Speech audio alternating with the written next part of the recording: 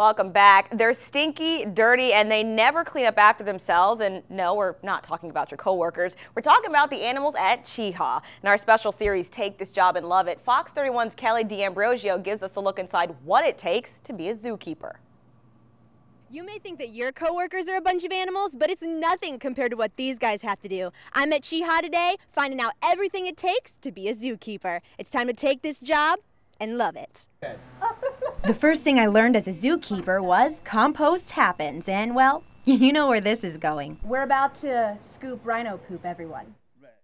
It's not all about scooping poop. This is one part, and this is the dirtiest job. There's a whole lot of other stuff. John taught me a zookeeper's job is 24/7, like a marriage. And you gotta be there through the thick and thin and good and bad. This stuff is heavy. Animals must eat, right? My next task was feeding kangaroos and emus. That's where I met zookeeper PRIYA BOSE. I'm actually what's called the swing or relief keeper, so on days when the other keepers are off, I actually will do their areas. After distributing food, I learned how to roll an emu over to count her eggs.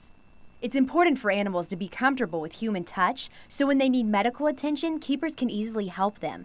To help kangaroos get used to human interaction, zookeepers pet them and hand feed them fruit. It actually takes a lot of knowledge when it comes to not only animals, but medical procedures and a lot of diseases. We have to be very up to date on what kind of diseases our animals could have, other things that could happen to them. Zookeepers help animals use their natural instincts by enrichment exercises. I got a first-hand look at how this worked with lemurs. For the lemurs in the wild, they're going to forage a lot.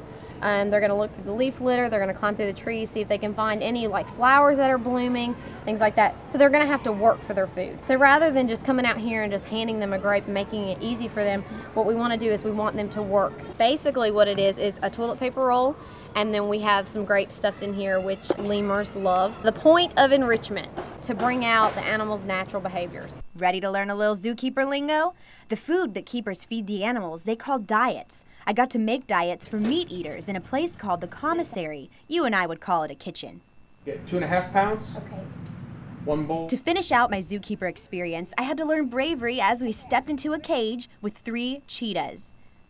Now these aren't typical cheetahs. They were hand-raised by women, which is why they're more friendly than an average cheetah. But it's important to remember no matter how friendly they seem, they're still wild animals and caution must be used at all times.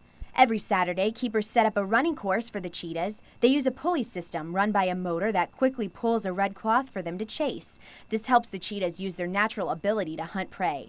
Everybody has their own take on what it is to be a zookeeper. Some people think it's playing with cute cuddly animals all day, and then some, think it's just the dirty work, that you're just a janitor or, just picking up stuff after animals. But then there's a lot more that goes with it, and, I didn't even know when I first got into it. A zookeeper's main purpose is to serve the animals. Their daily tasks depend on what animals need for that day. One thing is for sure, no matter what a zookeeper faces, they love their job and find it extremely rewarding to care for and get to know the animals. It's definitely what I was meant to do, and I really enjoy it. Kelly D'Ambrosio, Fox 31 News.